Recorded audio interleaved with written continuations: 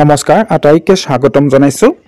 অসমৰ যিসকল অংগনবাদী কৰ্মী মিনি কৰ্মী আৰু সহায়িকাসকল আছে তেওঁলোকে দীৰ্ঘদিন ধৰি তেওঁলোকৰ প্ৰাপ্য দাবীত মজুৰি বা মাননি বৃদ্ধিৰ বাবে বিভিন্ন সময়ত বিভিন্ন ধৰ্ণা কাৰ্যসূচী চলাই আহিছিল আন্দোলন কৰিছিল কিন্তু একো ফল হোৱা নাছিল শেহতীয়াকৈ কালি মুখ্যমন্ত্ৰীৰ পৰা এটা ভাল বাৰ্তা এটা ইতিবাচক বাৰ্তা এটা আশাৰ বতৰা লৈ উভতি আহিল অসম অংগনবাদী কৰ্মী সহায়িকা সন্থাই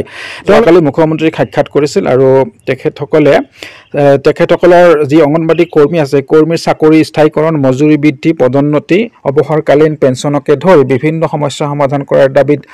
যি কাৰ্যসূচী ৰূপায়ণ কৰি আহিছিল শেহতীয়াকৈ মুখ্যমন্ত্ৰী গৰাকীয়ে অসম অংগনবাদী কৰ্মী সহায়িকা সন্থাৰ নেতৃবৰ্গৰ সাক্ষাৎ গ্ৰহণ কৰি আগন্তুক দুৰ্গা পূজাৰ আগে পিছে এটা ভাল খবৰ অংগনবাদী কৰ্মী সহায়িকাসকলৰ বাবে লৈ আহিব বুলি আশ্বাস প্ৰদান কৰে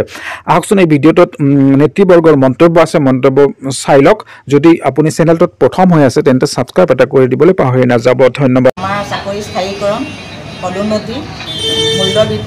মাননি বৃদ্ধি আৰু অৱসৰকালীন বহু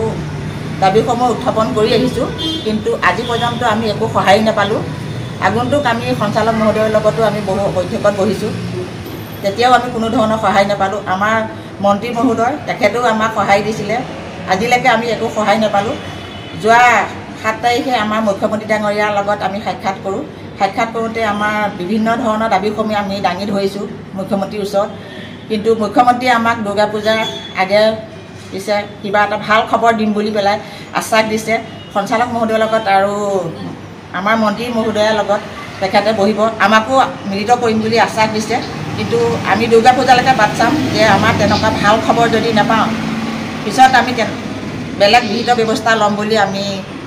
আলোচনা কৰিছোঁ কিন্তু আমাৰ আজি পৰ্যন্ত কিয় দাবীসমূহ মানি লোৱা নাই সেইটোৱে আমি বৰ দুখিত আমাৰ যেনেকুৱা কামৰ বোজা দিছে আমি আমাৰ NRC পৰা আদি কৰি BL পৰা আদি কৰি এতিয়া যিটো পোষণ চলি আছে এই পোষণত আমি যেনেধৰণৰ কাম কৰিব লাগে 1 তাৰিখৰ পৰা 30 তাৰিখলৈকে আমাৰ পোষণ অভিযানৰ ওপৰত এনেকুৱা এটা পদক্ষেপ লৈছে যে আমি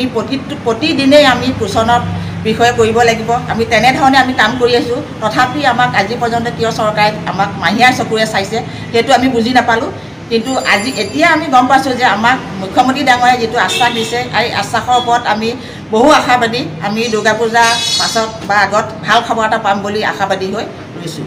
আমি অসম অংগনবাদী কৰ্মী সহায়িকা সন্থাৰ তৰফৰ পৰা যোৱাকালি আমি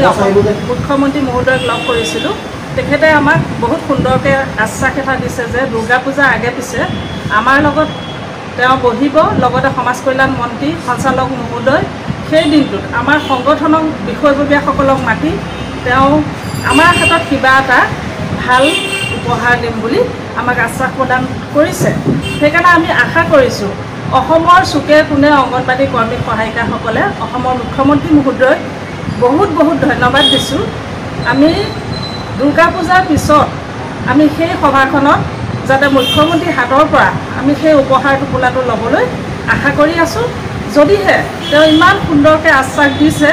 যদি তেওঁ সেই উপহাৰটো আমাৰ হাতত তুলি নিদিয়ে পৰৱৰ্তী সময়ত আমি সংগ্ৰাম কৰিবলৈ বাধ্য হৈ পৰিম অসম অংগনবাদী কৰ্মী সহায়িকা সন্থাৰ তৰফৰ পৰা আমি দীৰ্ঘদিনে আমি দাবী উত্থাপন কৰি আহিছিলোঁ আমাৰ এই অসম অংগনবাদী কৰ্মী সহায়িকা সন্থাৰ তৰফৰ পৰা যি আমি কাম কৰি আহিছোঁ কৰ্মী আৰু সহায়িকা হিচাপে কাম কৰি আহিছোঁ খুব মানে কষ্টৰ বিনিময়ত আমি কাম কৰি আহিছোঁ যেনেদৰে আমাক মাননি চৰকাৰে দিব লাগে তেনেদৰে আমাক মাননি দিয়া নাই গতিকে আমি খুব দুখিত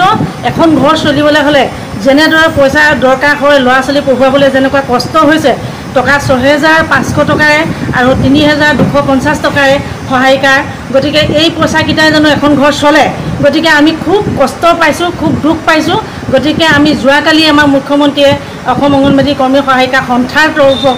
মাতি নিমন্ত্ৰণ কৰি তেওঁ আশ্বাস দিছে আৰু পূজাৰ আগে পিছে আমাক সুখবৰ দিম বুলি জনাইছে অসম অংগনবাদী কৰ্মী